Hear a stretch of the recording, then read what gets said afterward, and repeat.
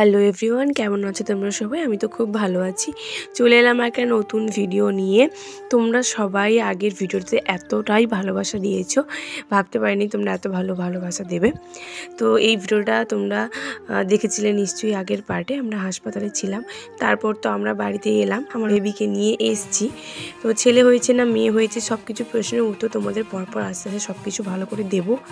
এই দেখো বাড়িতে আসার পর এই যে আমি এখানে বসছিলাম, অনেক দিন পর বাড়িতে এলাম। আর এই যে দেখো এখন খেলা করছি ওর বাবার সঙ্গে, আর আমিও পাশে শুয়ে আছি। তো এখন আমি মুখটা ভালো করে দেখাচ্ছি না, আমি তো তোমাদের বললাম ফেস রিভিল করব, খুব তাড়াতাড়িই করব। তোমরা ভিডিওগুলো দেখতে থাকো আর এভাবেই আমাদের পাশে থেকো। দেখো এখন যেহেতু আমার বাচ্চা হয়ে গেছে আর আমার এতটাও সময় পাচ্ছি না আমি যে তাড়াতাড়ি ভিডিওগুলো এডিট করবো আর তোমাদের সঙ্গে শেয়ার করব, সেই সময়টা তো পাচ্ছি না।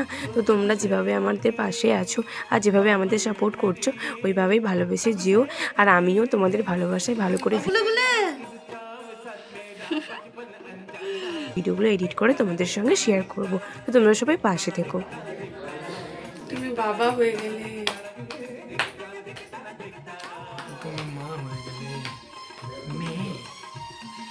দেখলে তো তোমরা আমাদের দুজনের কাণ্ডটা দেখলে, দুজনকে বলছে কি গো তুমি বাবা হয়ে গেলে, সে বললো তুমি মা হয়ে গেলে। আর এইখানে দেখো আমার দাদা এসেছে আমার মেয়ের সঙ্গে দেখা করতে, ভাবো তার মামা এসছে দেখা করতে, কত খুশি। তার বলবো না এখন, ঠিক আছে, ছেলে না মেয়ে, এবার ভাগনা না ভাগ্নি এটা তো বলছি না এখন।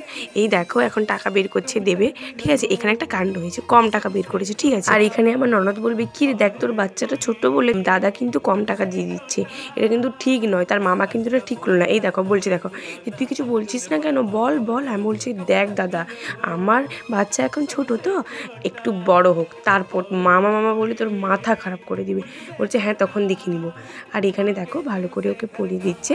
দাদা তো আমার বাচ্চাকে নিতেই পারেনি, ছোট্ট বাচ্চা তো, আর ওরা তো ভালো করে নিতে পারে না, যেহেতু ওরা ছেলে এত ভালো করে নিতেও পারে না, খুব ভয় পাচ্ছিল। আর এখানে দেখো আমার মা কত কিছু নিয়ে এসছে, মশারি নিয়ে এসছে, কত জামা নিয়ে এসছে, তারপরে এগুলো নাকি দিতে হয় মামার বাড়ি থেকে, এগুলো সব নিয়ে এসছে আর এগুলো সব বের করছে। কত কিউট জামা, এতটা কিউট লাগছিল না, খুব সুন্দর লাগছিল। তারপর দাদা চলে যায় আর এখানে মা ছিল, এই দেখো তখন বাইরে বের করে নেওয়া হয়েছিল আর এখানে শুইয়ে দেওয়া হয়েছিল, ওইখানেও খেলা করছিল। তখন তো খুব ছোট ছিল আর খুব কান্না করতো, খেলা করতো খুবই কম। এই যে দেখো এখন একটু খেলা করছিল, শুয়ে দিয়েছিল, এখন সবাই কথা বলছিল, সবসময় ওর সঙ্গে কথা বলতে হবে ওর সঙ্গে। আর এখানে দেখো আমি ওকে তখন কোলে নিয়ে বসছি, আমার মা ছিল তখন রাতে, তো আমার মা আমার জন্য খাবার নিয়ে এসেছে। কী খাবো তখন নাকি সবাই বলতো আমি যেটা খাবো ওটা বাচ্চার উপর ইফেক্ট হবে, তো তাই তখন সেরকম কোনো ভালো খাবার খেতে পারিনি। এরকম মুড়ি তখন আমি জল ঢেলে খাচ্ছি, শুধুমাত্র আমার বাচ্চাটার মুখের দিকে তাকিয়ে, যাতে ওর কোনো সমস্যা না হয়। আমার যা হবে হোক, আমি কষ্ট সহ্য করে নেব, বাট ওর যাতে কোনো কষ্ট না হয়, আমার জন্য যাতে ওর কোনো প্রবলেম না হয়।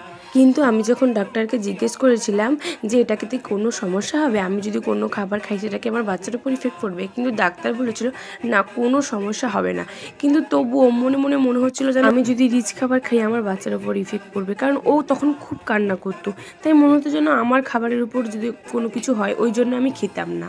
আমি বলতাম কিছুদিন না খেলেই হয়ে যায়, তো কোনো সমস্যা নেই, কি হয়েছে, কিছুদিন না হয় এরকম খেয়েই থাকবো। যাই হোক ওই সব বাদ দাও। এই দেখো বন্ধুরা, আমার শ্বশুরমশাই তো বাড়িতে থাকে না, বাইরে কাজে থাকে, আমার বাচ্চা হয়েছে ওই জন্য দেখতে এসছে আর খুবই খুশি হয়েছে, তো আনন্দ তো হবেই, আর ওই জন্য দেখতে এসেছে। এই দেখো এখন কোলে নিয়েছে কিন্তু খুব ভয়ে বলছে না আমি নেব না, নিতে পারবো না। আমি বলছি হ্যাঁ নাও, কোনো অসুবিধা নেই, আস্তে করে তো ধরে রাখবি। বলছে তবু আমার ভয় লাগছে, কান্না করলে কিন্তু বাপি একদম সহ্য করতে পারে না, যদি বাচ্চা কান্না করে বলবে আগে থামো, আমি কিন্তু সহ্য করতে পারি না।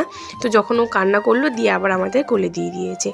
এইটা দেখো সন্ধ্যের সময় কারেন্ট চলে গেছে, ওই সময় এই যে বসছিলাম, আর ওই যে দেখো ওনাকে দেখো, উনি তো ঘুমিয়ে গেছে, কিন্তু ইনি কি ঘুমাবে না গো, একটু খেলা করছিল তখন, ওই যে একটু খেলা করছে তারপর আবার শুরু হয়ে যায়। এই দেখো এখন হাঁচি করছে, আমি ছিটতে কিনছো।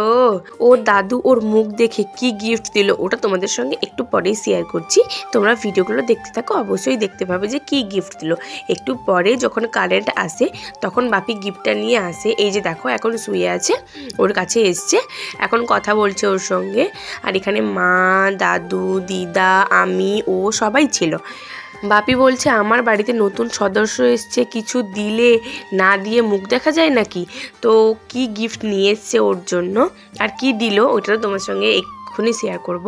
গিফটটা ছিল আমার বরের কাছে আগে থেকে, বাপি আসার আগে থেকে বলে দিয়েছে গিফটটা যেন রেডি হয়ে যায়, এসে মুখ দেখবে তারপর গিফটটা দেবে, যেন দেরি না হয়।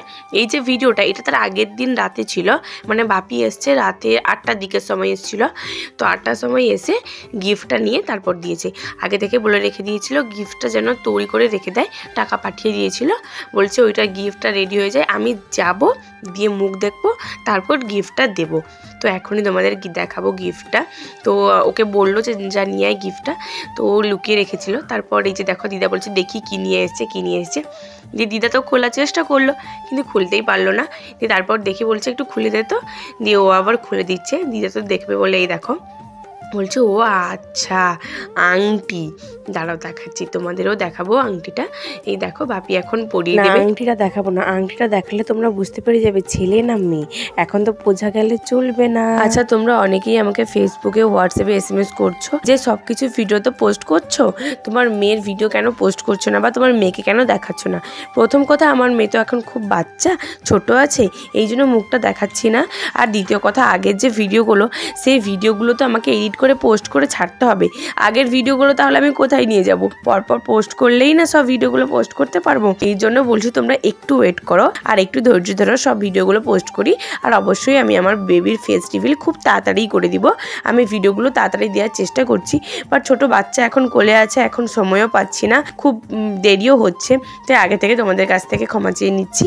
তো ভিডিওগুলো পরপর দিচ্ছি, সবগুলো শেয়ার করছি, পরপরই সব ভিডিওগুলো তোমরা পাবে।